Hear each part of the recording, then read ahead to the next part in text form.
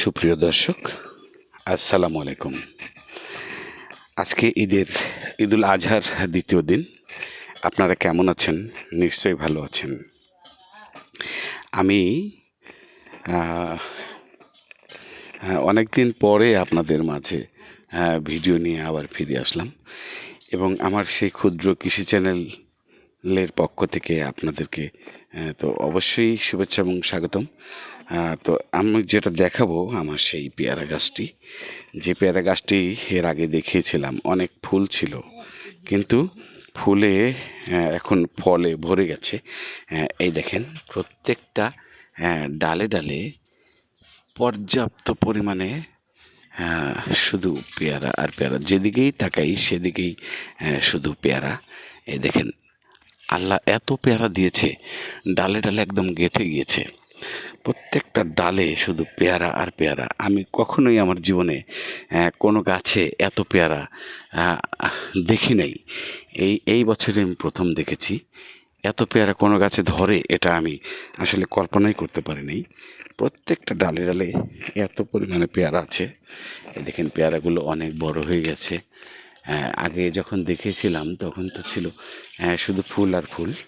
এই দেখেন, পেয়ারা অনেক বড় হয়ে গেছে।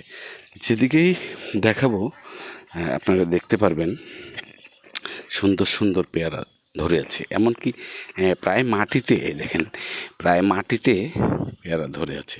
গাছটির বয়স 2 বছর। প্রথম বছর একটু কম ছিল পেয়ারা, এবার পর্যাপ্ত পরিমাণে পেয়ারা রয়েছে।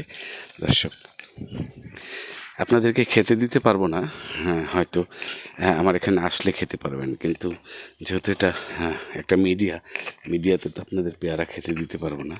আর পেয়ারা তো, এটার নাম থাই পেয়ারা।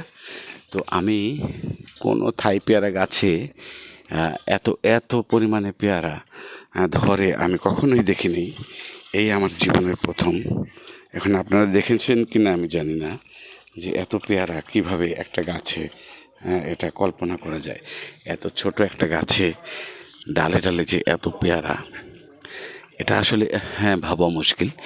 তো দর্শক, সবই ভাগ্য এবং আল্লাহ তাআলার ইচ্ছা।